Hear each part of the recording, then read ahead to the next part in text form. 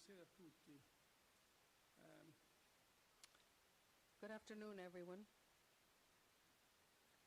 Just some introductory remarks and a summary, I would say, of our G20 summit of this afternoon. Now, overall, I would say that I'm quite satisfied with the outcome, which I consider to be fruitful. Let me just quickly cover the main outcomes now. First of all, there is a wide understanding that the humanitarian emergency that is occurring in Afghanistan is very serious indeed.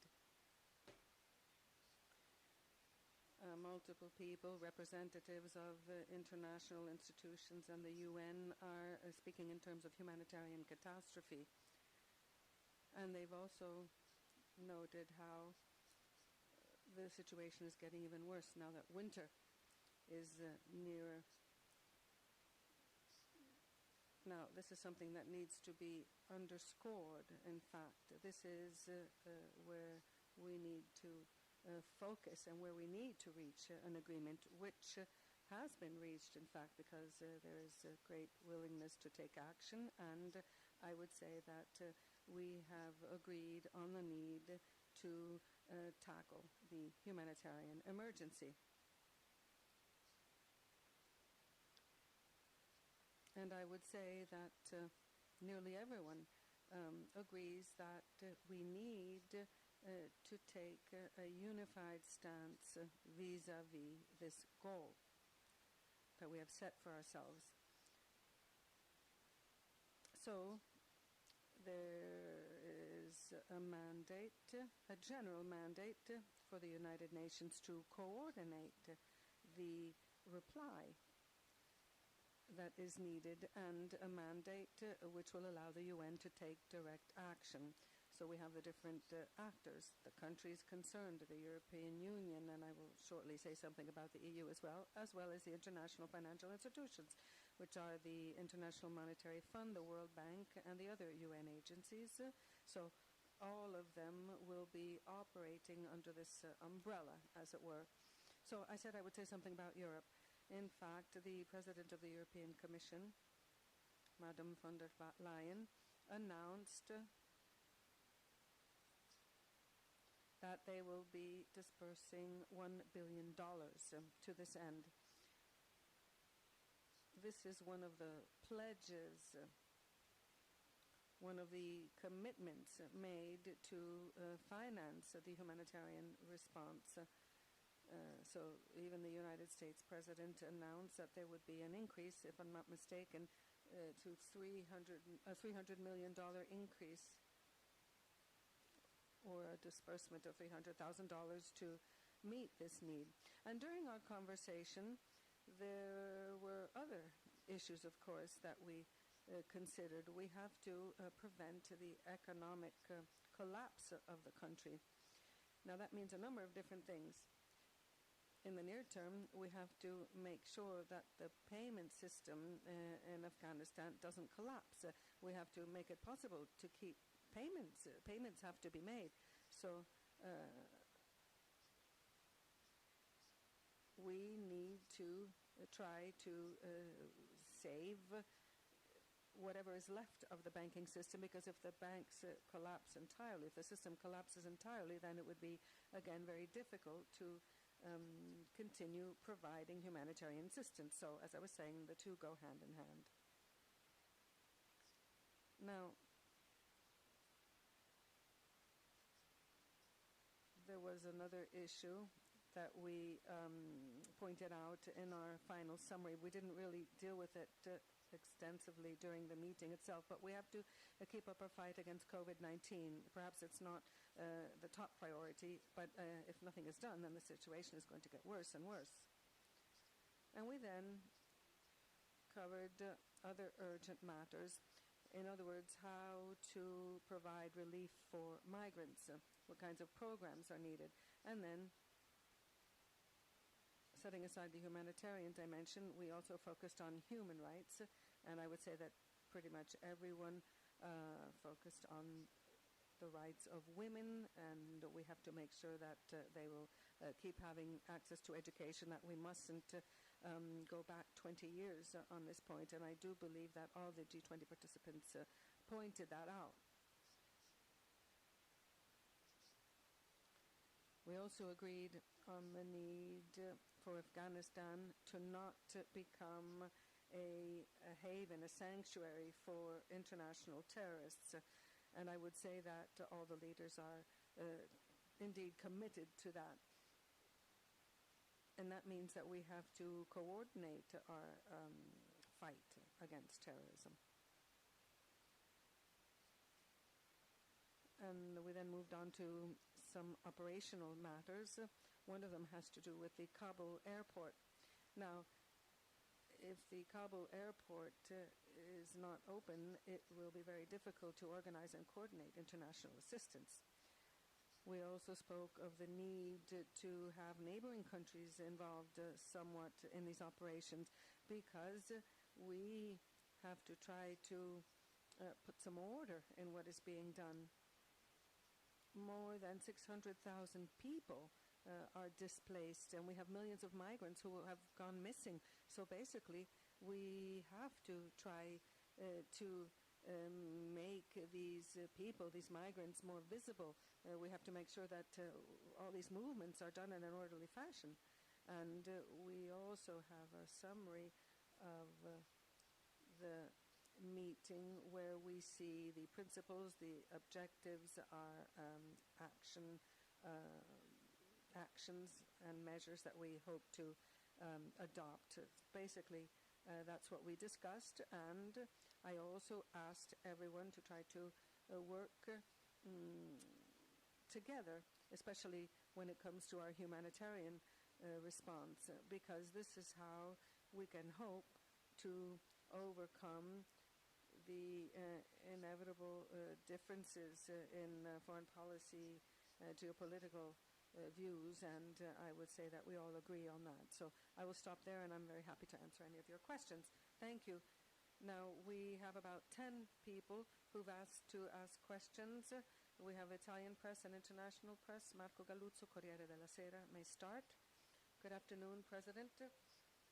And let me ask you if the absence of Putin and President Xi Jinping are due to any special reason. Did they tell you that there was a special reason, maybe because President Biden was there? And is there anything that can be done with regard to Afghanistan? In other words, can these two countries be fully involved?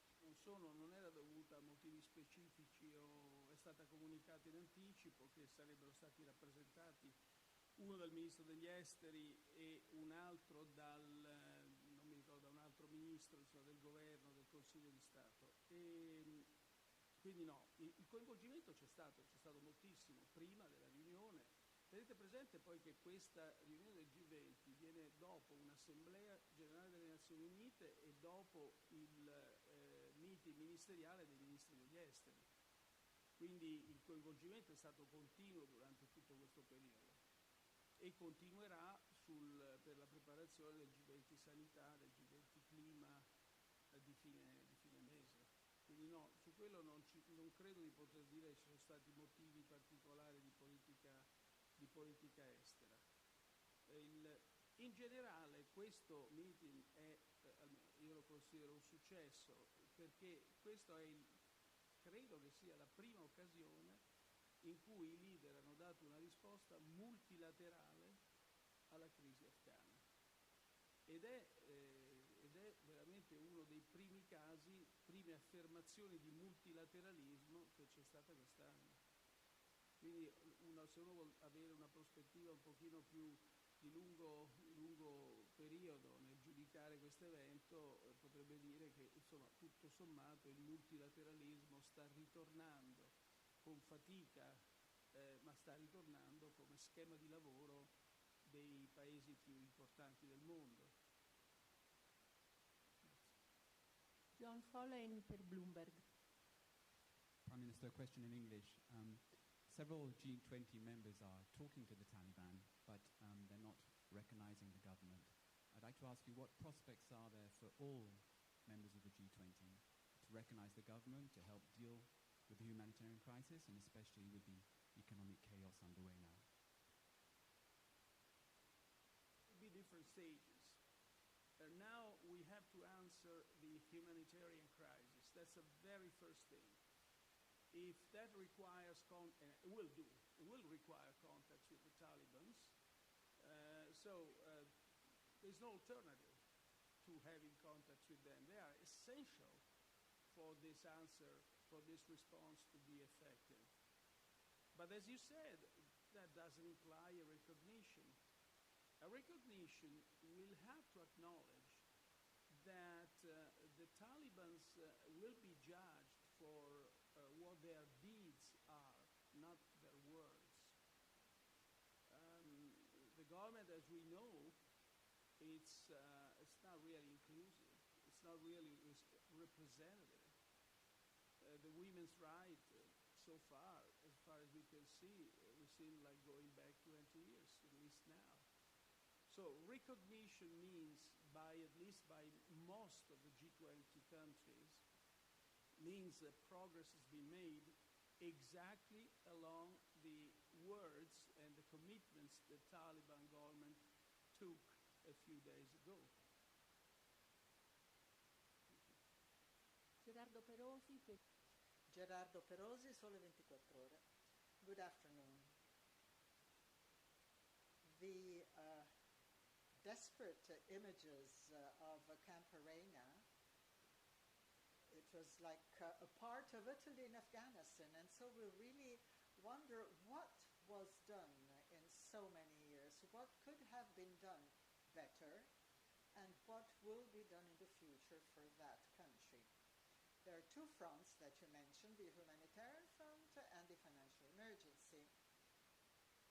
The Western international community, as far as the Afghan budget is concerned, $8 billion was essential, but now there's going to be a problem regarding the public accounts of that country. Did you think of a roadmap of several steps regarding this aid, and what role can Italy play within the G20 and also within Europe in order to promote this process? The mandate that we gave the United Nations has exactly that purpose, developing a roadmap in order to help fast. The UN have already started. One of the first things we should ask the Taliban is whether it is possible for the UN and for the UN plus other countries to get in and out of the country, and what kind of freedom of movement would they have. This is not easy, but the crisis is so huge, so enormous, that this should and could be done.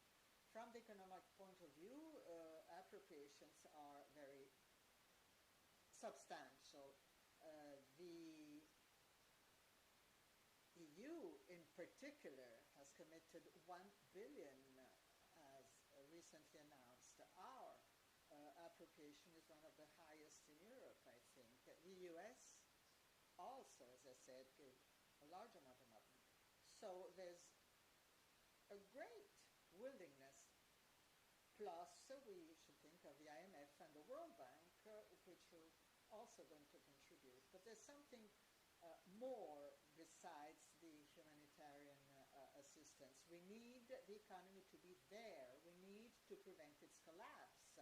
And so we need more resources to keep them alive, the banking system or the few surviving banks alive. France Presse, Lisa Medina.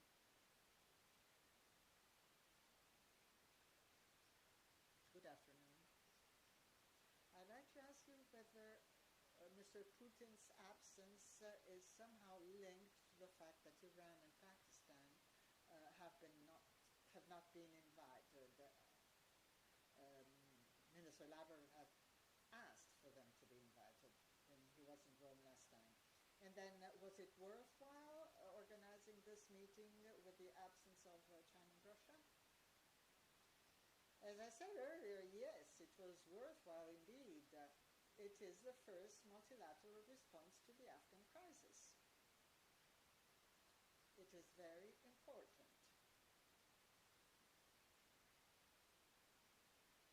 It was confirmed that the UN will be the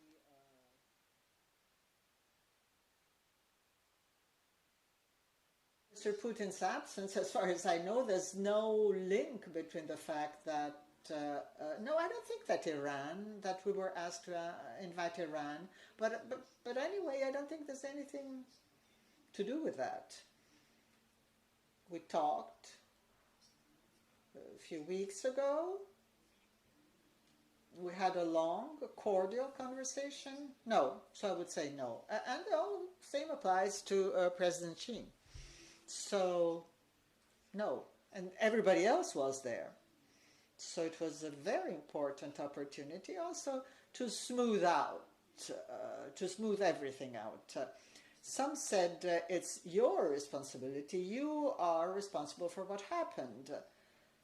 But instead of starting to discuss, we were all aware that this is an emergency and that the G20 has an enormous responsibility vis-à-vis the Afghan people and vis-à-vis the country as a whole, because we've been there, we've stayed there for over 20 years. So there's no uncertainty at all about the fact that we also are responsible for the whole thing and that it is our duty to do something. Roberto Kinzeri, TG1.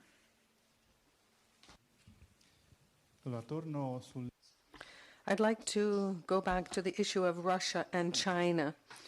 The US are also back to multilateralism. So what strategy is there to strengthen this positive course that was launched today with China and Russia, considering the upcoming G20 in late October, when you have to discuss climate change, reforming the international trade, and then, of course, fighting the pandemic? How can you be more effective in dealing with these dossiers? Yes, it is essential for both China and Russia to participate in the G20 meeting, not only by participating, but of course we need economic, environmental solutions. Many measures have already been adopted by Russia and China, and perhaps more will come. Our foreign affairs ministers and our diplomats have done a wonderful job in organizing the G20 meetings, and they're still working, of course, on the preparation for the summit at the end of the month. Now, there is great focus on climate, of course, but all these commitments will not be realistic unless China and Russia are on board. Of course, India as well must be on board. And this is not something that we could take for granted up until a short while ago, and that is that we all realize that these problems cut across international borders, so we can deal with them, we can perhaps even resolve them only if we take a multilateral approach. I think that this is the major change that we have compared to a year ago, because there's no longer any uncertainty. We also need to be very ambitious when it comes to our climate and environmental goals. There's no doubt about that. We become uncertain when we have to decide how fast, how swift we want to be in pursuing our objectives, because, of course, we are in different situations. So that is what we're trying to discuss today.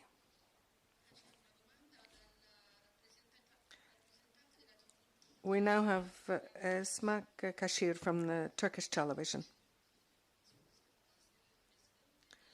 Good afternoon, Prime Minister. President Erdogan of Turkey said again today that Turkey cannot take in any Afghan migrants or refugees, and he also proposed a working group on migration within the framework of the G20. How do you feel about that proposal? Well, when the proposal was made, I said that it was interesting from the very start, but of course the other members have to agree. So we will be discussing it in the coming days with the other members of the G20. Now, as you know, because this is done also within the EU, we are in favor of coordinating a response when it comes to international migration.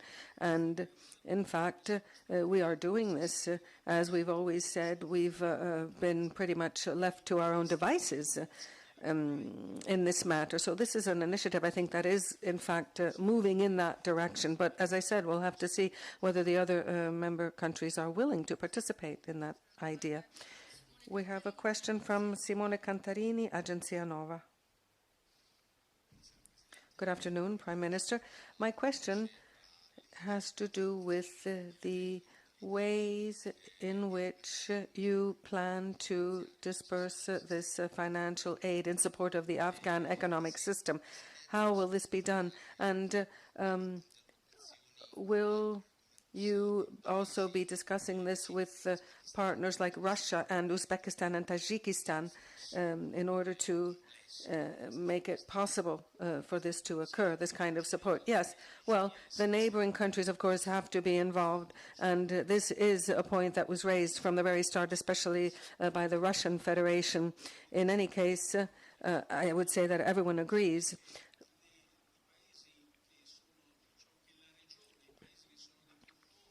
The neighboring countries around Afghanistan must all be involved in this response. And this can occur in many different ways, and it is already happening, I would say. There are hundreds and thousands, maybe millions of migrants who, of course, have ended up in neighboring countries, at least for the time being. So these neighboring countries are, whether they like it or not, involved, and they have to manage this very novel situation, which is clearly not over because the migration will continue. And that is why it is so important to take immediate action. We have a question from Ilario Lombardo of La Stampa.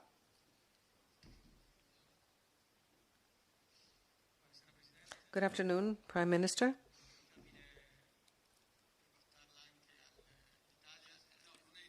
It's I can't escape raising Italian issues. No, actually you can avoid it. Well, it is an opportunity for you to say something about Italy. So please go ahead with your question then. I'd like to know, since the government will have a last word on this, I'd like to know whether you will be disallowing Forza Nuova to operate. Well, we are examining the situation, but of course the magistrates are as well. In fact, the members of the judiciary are continuing with the investigations, and they are somehow formulating their conclusions. So we are pondering the situation, of course, in connection with Forza Nuova. Daniel Verdu, El País. And then one more question after that. Good afternoon. Okay, let me go back to Afghanistan now. With regard to the evacuation, we know that the first phase is already over. So the emergency phase of the evacuation plan is over, but we know that there are still many people who are still there and many asylum seekers as well. So how will the second phase be implemented? And do you have a number of how many people might be involved? Well, the Italian government has ensured that 5,000 people will be evacuated from Afghanistan. I think this is one of the highest numbers within the European Union. And Germany and the UK, of course, they have done quite a bit of work. So this is quite significant. But as you said, it's not sufficient. We still have many people there who need to be evacuated. And the UN, again, are trying to get the Afghan government, the Taliban, to agree to some corridors. In other words, allowing the people who wish to leave to do so. And then, of course, we would have to provide whatever assistance might be needed. So there haven't been any real changes since the end of the emergency evacuation phase. In any case, this is what I've been observing. During this 2020 meeting that we had today, I see that there is willingness and there is an awareness of the need to get all these people out. We know that these people want to leave, that they need assistance, and that it is our responsibility to help them. And many of them have also gone to neighboring countries, and we're also going to have to intercept them to see where they are, because they won't be able to stay in those countries for very long. Now, the American government has deployed some groups of Afghans who've cooperated with the armed forces in other countries around the region as well. So this is what's actually happening. It's very complicated. The situation is ongoing, but my idea is that we're trying to deal with it. We're not trying to avoid it, of course. Thank you, Prime Minister. Mark Alexander Lawyer from the BBC. Anch'io vorrei fare. I'd like to speak English, if you don't mind. No choice but to speak to the Taliban. Do all G20, There's no choice but to speak to the Taliban and to engage with the Taliban at this stage. Yeah. Do all G20 leaders agree on that? And what are your red lines or conditions for recognizing the Taliban government? And what measures are being put in place to ensure that Afghanistan does not become a haven for international terrorism, as you suggested?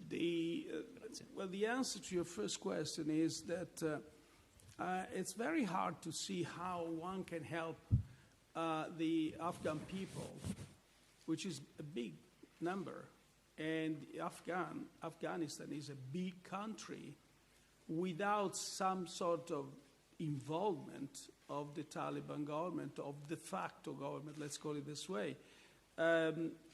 Very difficult to begin with to bring the necessary aid. I mean, if they don't want us to enter, we don't enter. So this is the degree of involvement, which, as I said, doesn't imply at all recognition. Recognition is a political decision that would be taken only when the international community, agrees that progress has been made on various issues, the respect of human rights, of women, girls, education, essential individual freedoms, and so on. And right now, there isn't any progress that we can see. We see that the government, it was said that the government would be inclusive. It was not inclusive. It was said that the government would be representing various ethnical minorities and gender-wise. It was not. It's not inclusive. It was not representative. So I think it's early for any form of recognition. So we have to wait for that. Now, the concrete measures to fight international terrorism, at this point in time, what I can say is that certainly different forces in different countries cooperate between them. Cooperation is the primary response to fight international terrorism. Exchange of information, cooperation has been a very effective response in the past few years. And now, of course, has to be strengthened around this. Also, I don't have visibility, maybe others do, I don't have visibility about the exact nature of the relationship between the Taliban government and the ISIS. One has the sense that it's not exactly, I would say, a relationship of friendship. That's what we had episodes of various times. I mean, we have the bombing of the mosque, and that is certainly something that the Taliban government didn't want to have. We had the other incident between the Taliban forces and the ISIS, and many other considerations would suggest that we should know more about that. And that is a very important consideration, of course. Grazie, concludiamo questa conferenza. Thank you very much. Thank you very much for all of you who took part and who organized it.